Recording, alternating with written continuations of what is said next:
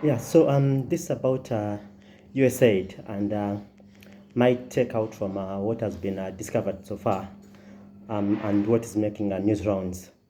One is that our political inclinations have become much more than cults to us.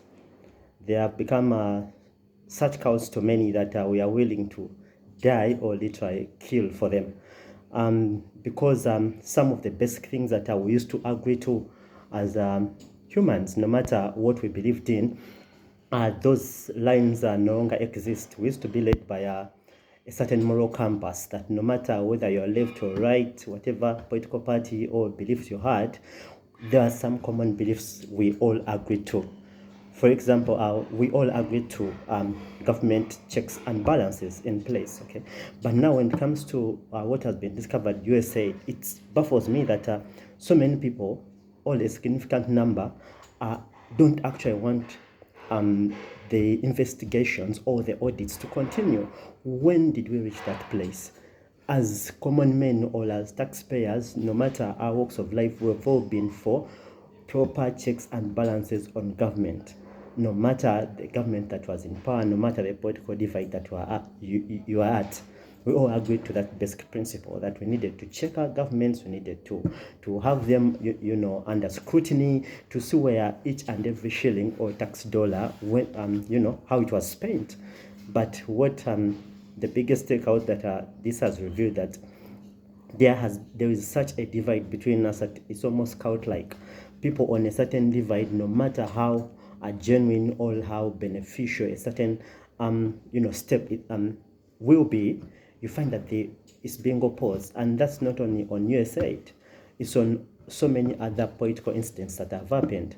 If you look at the attempt on the assassination of Trump, we all would agree that previously, given the moral compass that mainly guided our reasoning and our lives, we all agreed to that no matter the differences between us, killing someone because of their views was never on the table, was never discussed, and anyone who attempted that, we all crucified, and we all knew that person was bad and they deserved the full weight of the law.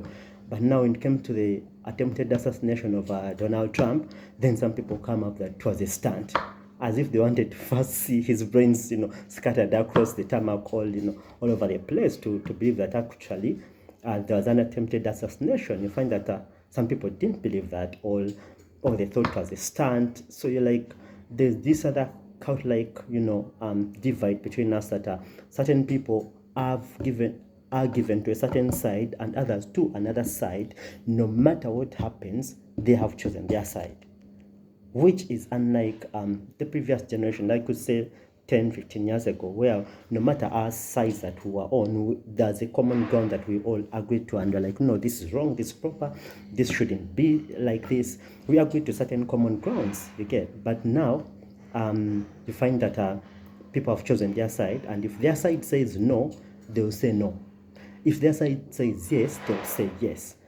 And then another example that has been a bit unfortunate was the scandal of the grooming gangs in UK, which I even don't know why they call them grooming gangs. They are more like raping and defilement gangs, where this bunch of men used to rape and defile, women or girls for that matter. And you find that even then, when there's a public outcry for a broader investigation into the matter, certain people were against that. I thought, at least at the basic minimum, we should all be against defilement and rape, no matter who has committed it. But people know it would be racist because mainly the biggest profile of the culprits, all the suspects were Muslim men of Pakistan descent.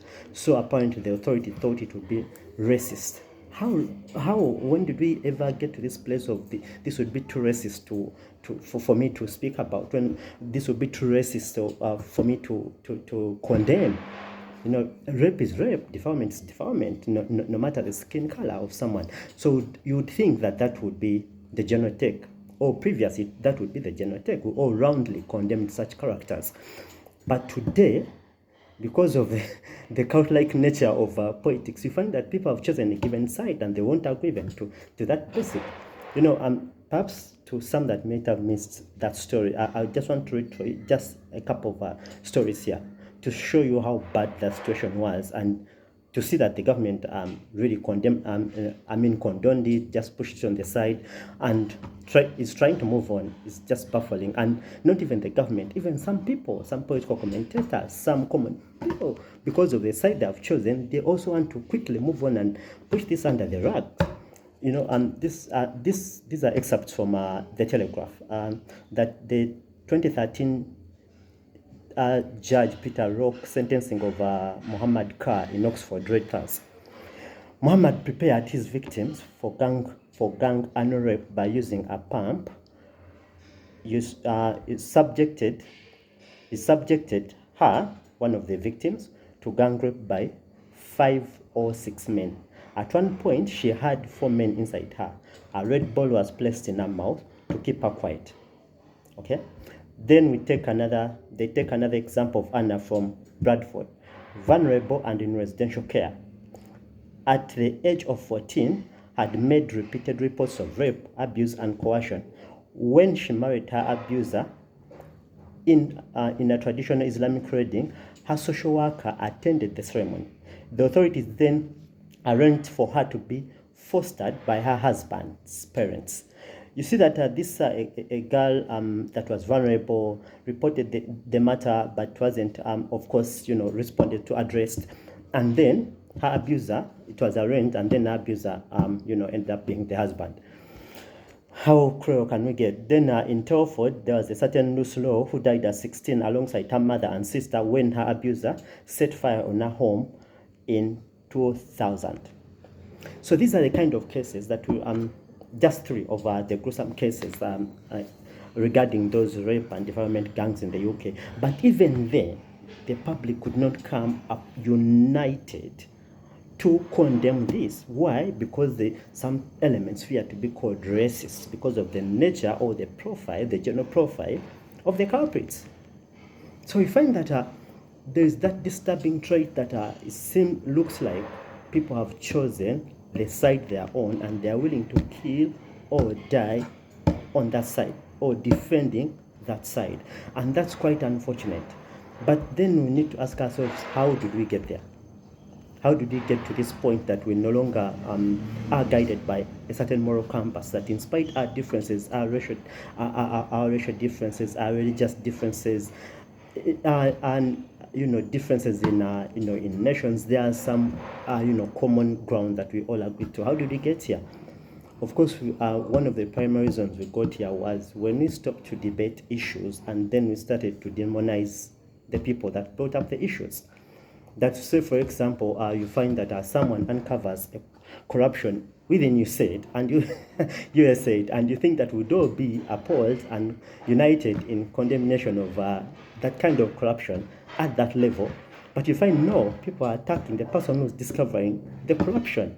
There's name calling, there's labeling, there is all these labels plastered on people: anti-this, homophobic, this, phobia, this, that kind of thing. So we moved from a place of reasoning and discussing ideas, and then we started to demonize characters. We started to demonize each other. A person on the opposite side of the aisle we regarded as demons, we regarded as traitors, we regarded as whatever derogatory term was given to us. You get? So from that point of view, that I think for me, our turnaround has to get back to a place where we discuss issues and not the people. Though at times may be hard to separate the two, but we need to go back that if this has been found, if this were me, if these UK raping and defilement gangs were in my country, am I really for them? In spite my political side that I support, in spite this view, is this really the right course? Again, if an assassination attempt has been made, is that really right? In spite the fact that the other person, has ideas and beliefs that I don't agree to, is killing him the way forward? I think that calls for individual soul searching, rather than this group think that we have tended to fall for, that this, therefore we think this, this, therefore we agree to this. Okay, that whole kind of buying into ideologies, into beliefs, I think has to stop if we are to regain back, to get back to a certain moral compass that should guide our societies.